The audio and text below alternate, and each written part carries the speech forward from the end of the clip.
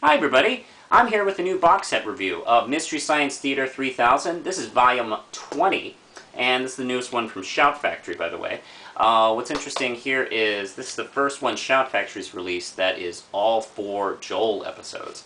Now you may think, hey, that's a little unfair, but to Mike. But let's keep in mind the box sets that Shout Factory has done over the years. A year or 2 years, I think it's been 2 years or something like that, has been 2 Joels and 2 Mikes, and usually one of the Joels is like a season 1 episode, which isn't obviously as strong as the later episodes. Mike had the advantage of joining in halfway, where everything was off and running perfectly, and also let's not forget Rhino did a couple of box sets that were all Mike. So, okay, the pendulum swings a little bit towards Joel's side this time. I would not be surprised if we see an all-Mike Shout Factory box set soon. But here we go. This one features the Season 1 episode, Project Moonbase, Master Ninja 1, Master Ninja 2, and The Magic Voyage of Sinbad. And each box set comes with their own set of mini posters, which features Tom and Crow in the various settings of the films. Now, what's going on in these movies here? First off is the Season 1 episode, which also features Josh Weinstein as Tom Servo and as Dr. Earhart. The film is Project Moonbase. It's a really bad film from the 50s, and it's really bad. It's poorly paced. It's very awfully written. The effects are dumb. Doesn't make any sense. The plot of sabotage is explained longer than the actual plot, and it's also rather misogynistic. With that, it's outside of that, it's quite enjoyable. Anyway, the episode features a lot of great jokes. Actually, it's not too bad of a first season episode. I've been rewatching some of these first seasons, and there are quite a few that aren't so bad as time goes by. Some are kind of weaker. I think one of the first episodes, the giant eye, the crawling eye, excuse me, is quite weak. This one's okay. It gives them some material to work on, especially with how insanely sexist this movie is. The lead female is hold on. It takes place in the future of 1970, which is hilarious to watch. It's like I was born in '71, so I'm like, wow. Just think, I was in utero at the time this action was going on, like supposed to be going on. It's like, wow, that'd be a weird scene if I lived in that universe of 1970. But anyway. The future of 1970 still has the Cold War going on, and we're getting a moon base set up, and the enemies of freedom, as I think they're called in this film, want to destroy it. And so they sent in a double disguised as a scientist who's supposed to be on the mission. And oh boy, I think he's like discovered in 2 seconds after the whole thing starts. He's not a very good double. And by the way, this is one of those old films that like seems to think that every American loves baseball, and it's a great way to weed out the commies. First off, wouldn't communist spies kind of study the fact that maybe every American loves baseball at this time? I don't know. That would probably be in spy commie class. They're like, hey, if you're supposed to be from state that has baseball team, you pretend you're a fan, and Brooklyn Dodgers are great, and you have to love them. I don't know. Just hey, that's the way I would have done it. Anyway, the effects are dumb, and the gravity doesn't make sense in this movie. People are walking down like the hallway, and people are like upright, and others are upside down, and then they walk into another room, and it's all crazy. It's like an Escher house, and actually Servo makes that reference. The jokes actually are pretty decent in this one. For first season one, it's not too bad. Also, boy, man, it is really sexist. Okay. I like this one quite a bit. Now let's move on to the reason why I just was all a titter about this box set. I was so excited about the Master Ninja episodes. Now, Master Ninja was an NBC show actually called The Master back in the 80s. And I personally remember it when I was in junior high, I think, like that. And it aired Friday nights. It was part of NBC's kind of sci-fi action block that used to happen Friday nights. Like I think Miami Vice was on, the same block. It's like the Master was a lead-in. I think it was on at 9, and Master Ninja was on at 10, if I'm not mistaken. Boy, they're two quite different shows. But also there was like, now that I'm thinking about it, there was like The Powers of Matthew Starr, and I think Misfits of Science was on Tuesday, so let's not confuse that. I'm waxing nostalgic a little bit too much. Anyway, this show was awful. It was typically awful, bad 80s NBC action stuff, where our heroes would go from small town to small town that looked suspiciously like it was shot in California anyway. And they'd help out like an old guy with his small business and his hot daughter, and that would be kind of every episode of all these type of shows. And this one doesn't disappoint. Actually, the movies, these were released on video. It was just basically 2 episodes packaged together as a movie, and I think they did like 5 or 6 of these in video release.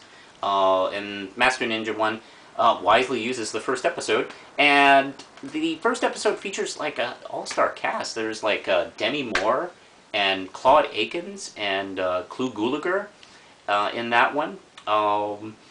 And let's see, the second one doesn't feature anybody too famous, although the second one features a Japanese mob boss played by like the nerdy Asian guy from Revenge of the Nerds, and boy, he does not carry any threatening weight as a villain. Let me just tell you, he's more obnoxious than threatening. Anyway, Lee Van Cleef and Timothy Van Patten are going around the country trying to find Lee Van Cleef's daughter, who has gone missing in America somewhere. And he was a World War II vet from America. He went to Japan, and after the war, he decided to stay because it was so tranquil. Post-war Japan was just in great shape. And then he, I don't know, kind of started to become a ninja. I'm not sure when that happened, when he stopped being a soldier and became a ninja. And now he has like, it's one of those things where you leave the clan and they don't want you to leave and they're trying to kill you. So there's a guy chasing him throughout this series. And Timothy Van Patten is obnoxious and annoying, and you want him to shut up every second. He is also supposed to be a Vietnam vet, which is hilarious.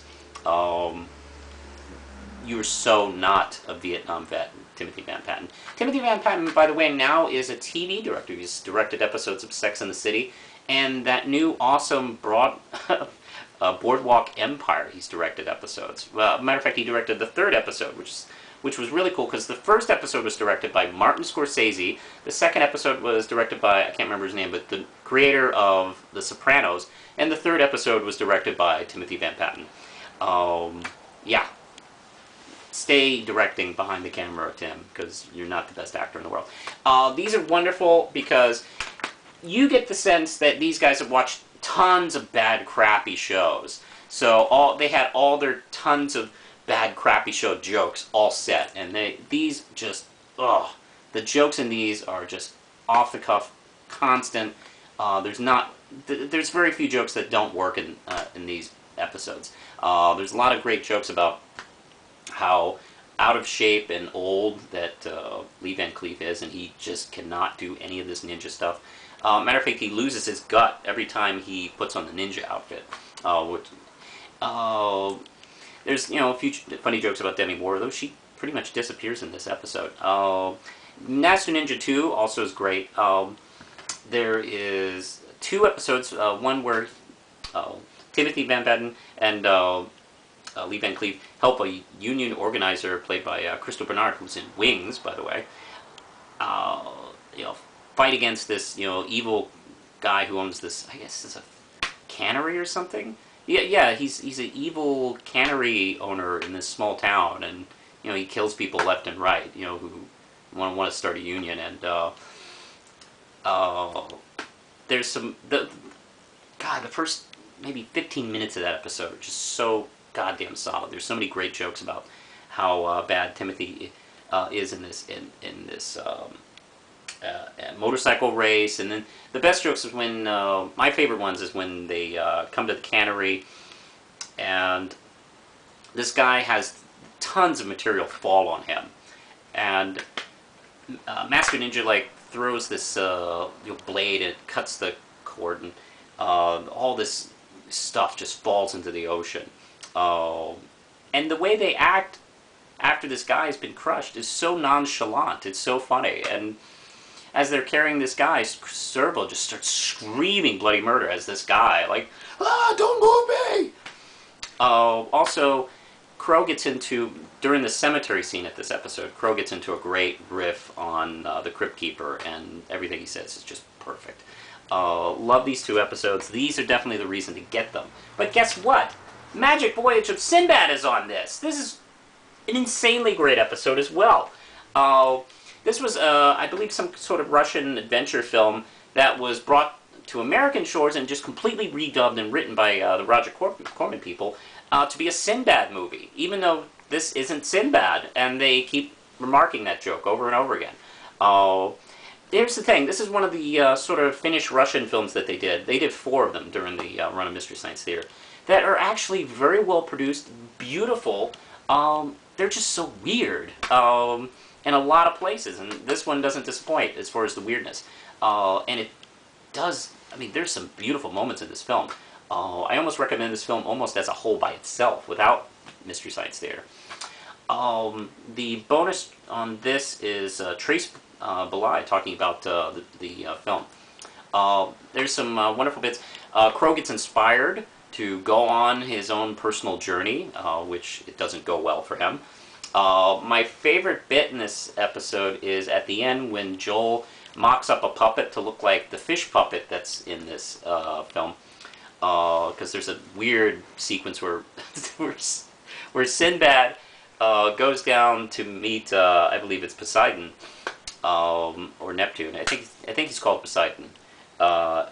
Poseidon in the movie, and there's got a whole weird ass sea kingdom down there, and there's this pet fish that is obviously a puppet that's hanging out with the king, and Joel for fun like mocks it up, and as they're wrapping up, he's playing with the puppet, and Gypsy's trying to put her mouth on it and like try to eat it and bite it.